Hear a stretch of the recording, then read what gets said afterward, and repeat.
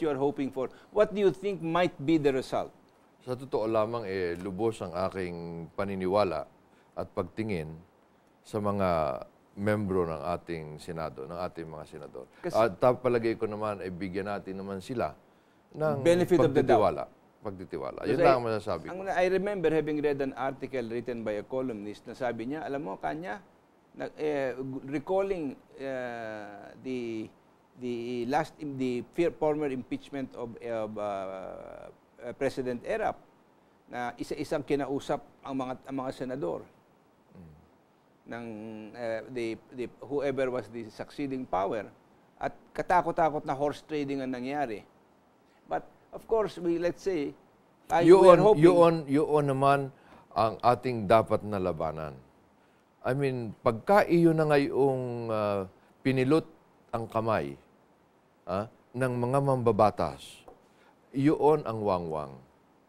Yun ang wangwang. Yun talaga. Abuso ng otoridad yun. Abuso na yun. At saka yun, lumalabag ka na sa batas. You yourself are being complicit and engaging in corrupt practices if you do that. Pagka pinilit mo sa isang pamamaraan, kahit maganda ang iyong layunin, pag ang iyong pamamaraan ay mali, mali ka pa rin. Mali ka pa rin. And that's not a sign of leadership. Of good leadership. A sign of corruption yan. Kasi ang halimbawang binibigay mo sa bayan is, hindi, pag nasa akin ka, pwede ka lumabag sa batas, okay lang. Basta nasa sa akin ka. From 0908-896-5011, hinubog ng public opinion ang popularidad ni Pinoy. Ang public opinion ay hinubog ng media na hawak ng mga oligarchy. Ay anong masasabi natin doon? Na it's probably true. Ano bang tingin mo? Sa totoo lamang, he rode on the popularity of his mother who had recently passed away when he ran. Yes. So it was a sympathy vote for him because his mother passed away. Mm-hmm. Was it necessarily a vote in terms of his own competence or integrity or anything else? Ang tingin ko doon, at ako'y nangampanya para kay Pinoy. Ako'y nangampanya. Sa totoo lang, hindi lang pagka-presidente. Nung siya ay tumakbong senador, ang Liberal Party noon, ako lang, ang kaisa-isang kandidato, membro ng Liberal Party sa buong lalawigan ng Batangas. Wala kahit isang konsyal na hindi sumali at kumandidato bilang liberal dahil hindi nga popular ang liberal. Si Pinoy naman, nanalo naman sa Batangas noon, nung pagkasenador. Dinala ko siya. Ako lang, kaisa-isa na Liberal Party noon. Yung iba, liberal, pero naghiwalay kami. Dahil yung ibang liberal noon, hindi sumama sa impeachment o kaya humiwalay. Yung LP, hindi pala Liberal Party yung iba, naging lakas pala. Kaya humiwalay. Ako, nanindigan ako doon. Kasama akong gusto magpa-impeach noon kay GMA. Kaya ibig kong sabihin, yung aking pork barrel, yung ating mga budget for Batangas, impounded. Ba't ang ibig kong sabihin, ang tingin ko kay Pinoy, nung nanalo, bakit anong kampanya ko sa kanya? Hindi dahil siya ang pinakamarunong, hindi dahil siya ang pinakamagaling, dahil sabi mo nga, siya ang pinaka-simbolo. Simbolo. Tinignan natin siya ng simbolo dahil nga sa ginawa ng kanya. Pero dahil sa ginawa ng kanyang ina. At saka simbolo ng pagbabago, simbolo ng matuwid na daan.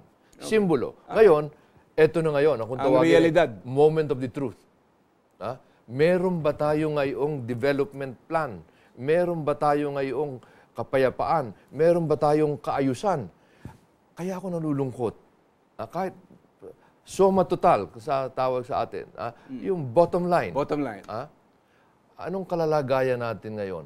Para tayong pamilya na yung ating mga magulang naglalaban-laban. Ay ano nga asahan ng mga bata? Ng mga anak? Anong asahan? Nakikita nila, Chief Justice of the Supreme Court, Congress, ang executive, yung bang pag-aaway, siguro tamang mag-away, pero hindi sa walang dignidad ang pag-aaway. At saka hindi ito conducive sa unity, development, peace ng bansa. Wala kang... Baka sabihin naman nila doon, Kadodo, ay hindi, dadating at dadating yan. Sa ngayon, kailangan ko silang kawayin. Pero alam po ninyo, ang pinakamahalaga dito hindi ang pag-aaway, maski na akala mo tama yung ginagawa, kailangan iganap yan sa paraang tama ayon sa batas. Yun. The respect for law cannot be waived. 0920-527-8325 from Boyet Cruz. Na-file na po ba ang kaso na sa pangalawa ng 5,000 containers? Can I have the thing moved, please? Paano kung member ng KKK ng Aquino government ang involved?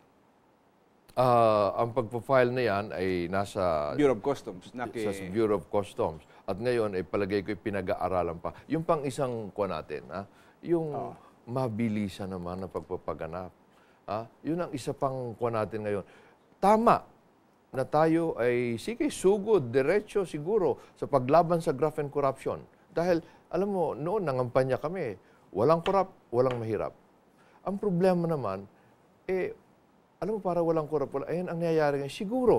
Siguro lang naman, hindi ko sabi sigurado, nabawasan ang korupsyon. Nabawasan yung mga projects nabawasan ang korupsyon. Pero Kasi walang sabi ginastos. ko sa'yo, mas marami naman ang korap.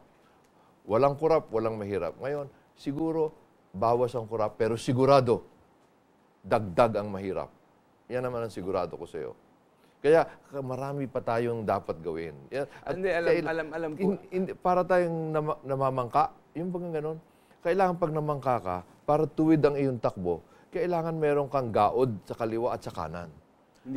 Hindi pwede. Pagka gumaod ka sa isang kakanan lamang, iikot ka ng iikot yan. Tama, may fight ng graft and corruption. Pero kailangan naman, matindi rin ang ating pagpapaunlad at pagtingin sa kapakanan ng ordinary. Pagka hindi, yan, magkakaroon tayo ng calamity. Ang tagal-tagal ba? Mga prevention, hindi na ipapaganap. Flood control. Tsaka iwanan na lang doon sa mga departamento. Wayan silang, dyan, kung mayroong ebidensya, file the case. Kung walang ebidensya, tumahimik ka. But do not try by publicity. Yeah. Di ba? Kasi kung meron namang ebidensya, talaga mag-file ng kaso. Tuloy-tuloy mo. At saka yung programa. Kung 100 kaso ma-file dyan, hindi yun ang punto.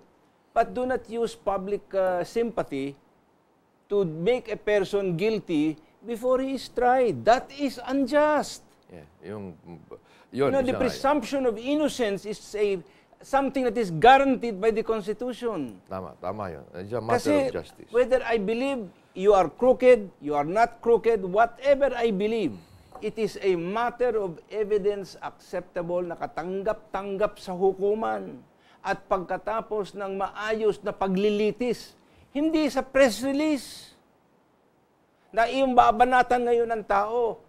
Kung ikaw'y matapang, i-file mo agad ang kaso. Tama.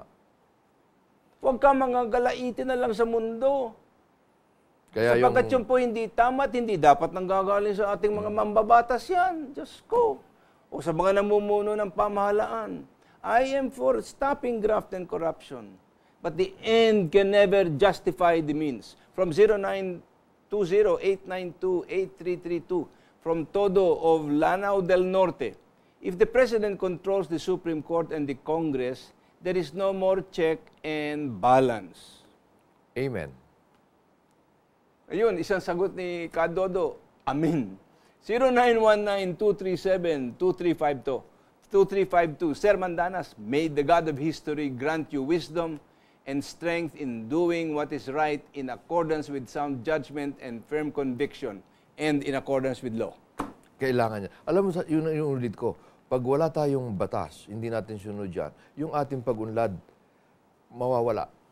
Pag nakuha natin, halimbawa, at maghahablang ako sa isang linggo, pa-file ko na yung kaso ko sa, pag nagawa natin na maibigay sa mga local government, mabilis ang pagpapagawa natin, makapagpagawa tayo ng 200,000 na bagong mga silid-paaralan. Mabibigyan natin ng computers, ang mga teachers natin at mga eskwelahan.